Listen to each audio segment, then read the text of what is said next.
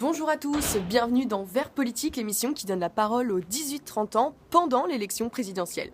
Cette semaine, j'étais à Grenoble pour aborder le thème de l'écologie qui a un petit peu disparu en vue de ce second tour, puisque c'était surtout les candidats de gauche qui prônaient tout un programme autour de l'écologie. Pour parler de l'écologie, je suis passée à Grenoble, puisqu'en fait, c'est la plus grande ville à avoir un maire écolo. J'y ai rencontré Nassim, qui est en licence et qui travaille spécifiquement sur les énergies renouvelables. J'ai rencontré Quentin, qui est dessinateur, et enfin Paul, qui lui est en éduc spé. Êtes-vous candidat?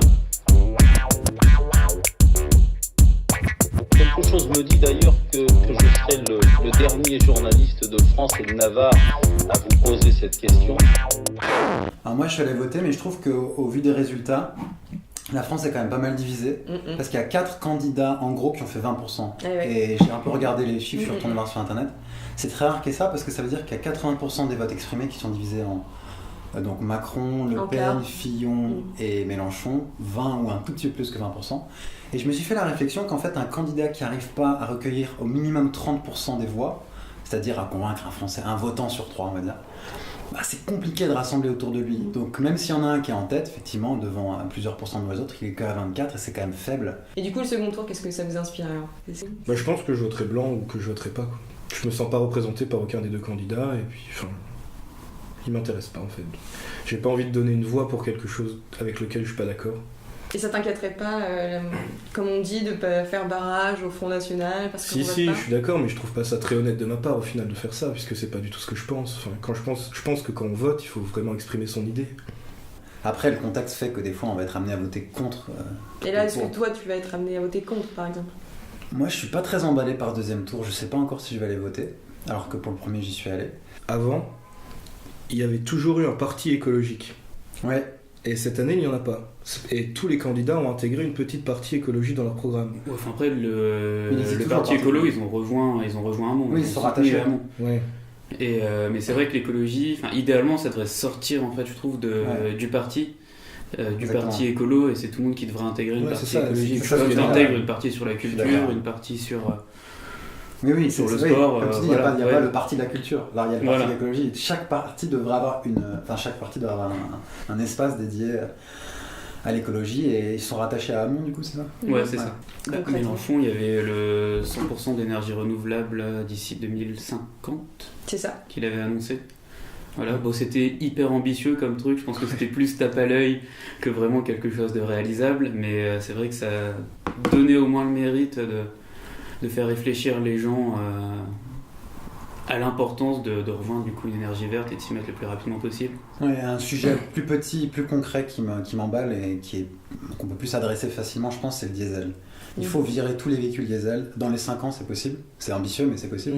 Et c'est plus concret et faisable, moins fantaisiste, moins ambitieux que le côté plus nucléaire, etc. Et donc il faut que l'État, en 2 mots, il faut que l'État donne des bonus à ceux qui s'engagent, qui achètent un véhicule hybride, etc., qu'on les aide. Ça va coûter des millions, voire des milliards, c'est sûr, mais de toute façon, il y a, d'un côté de la balance, ça va coûter de l'argent, l'État qui donne de l'argent à des gens qui achètent un nouveau véhicule. De l'autre côté, il y a nos vies, nos poumons, avec les particules fines, etc. C'est plus possible, les gars. Il faut vraiment le diesel. En plus, il y a eu des grands pas qui ont été faits, parce qu'il y a encore 5-10 ans, celui qui disait qu'il faut virer le diesel était humilié par les médias, etc. Aujourd'hui, il y a même la maire de Paris, Madame Hidalgo, qui s'est un peu engagée vis-à-vis de ça. Bon, c'est à mon avis long comme processus, mais symboliquement c'est fort. Ça, je pense, c'est faisable. Bien sûr, c'est notre santé contre l'argent. Ouais. Et c'est pour ça aussi que l'écologie et la politique sont intrinsèquement liées. C'est que tu peux lancer une politique de recherche dans l'écologie. Donc, si d'ici 2050, tu peux faire d'énormes découvertes dans l'écologie. Bien sûr. Si tu investis dedans, quoi. Exactement. Alors que si tu mets un peu de côté juste en voulant faire des réformes et on augmente un petit peu la barre de pollution qu'on accepte, c'est pas ça qui va vraiment changer les choses. Il faut vraiment s'investir et essayer de tout mettre à plat et recommencer les choses depuis le début. Et arrêter d'entretenir du coup toutes les vieilles choses qui sont encore. C'est ça, en plus on sait pas trop le faire, mais on pourrait très bien apprendre à le faire. C'est juste une question d'éducation en fait.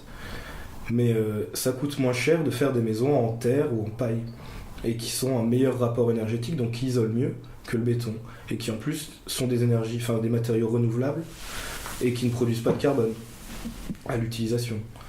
Contrairement au béton qui produit des tonnes et des tonnes enfin qui utilise des tonnes et des tonnes de carbone. Je veux dire, les Gaulois construisaient des maisons en terre et en paille, quoi. Sauf qu'aujourd'hui, on a acquis des connaissances technologiques et on sait faire beaucoup mieux. Construire des murs en pisé, par exemple, qui coûtent moins cher et qui isolent mieux. Enfin, c'est juste évident, en fait, quoi. Mais le problème, c'est que les gens ne savent pas le faire. Qu'aujourd'hui, du coup, la maison sur laquelle je bosse, c'est un prototype pour montrer que c'est possible de faire différemment. N'importe quel artisan du bâtiment, aujourd'hui, ne sait pas construire un mur en terre ou en paille. Donc, les formations, il faudrait aussi former en fait, les gens à construire encore une fois, on en autrement. revient à la politique, l'éducation. Tout est lié en fait à cette politique écologique. Est-ce que, par exemple, autour de toi, il y a des gens qui sont pas du tout conscients de ces problèmes écologiques? Parce qu'en fait, moi, j'ai rencontré plein de jeunes qui s'en foutaient de l'écologie. En fait, déjà, rien que moi, l'écologie, c'est pas que je m'en fous. Mais moi, l'écologie, au final, ça se limite à des choses plus pratiques. C'est-à-dire que je prends le vélo et je prends le train.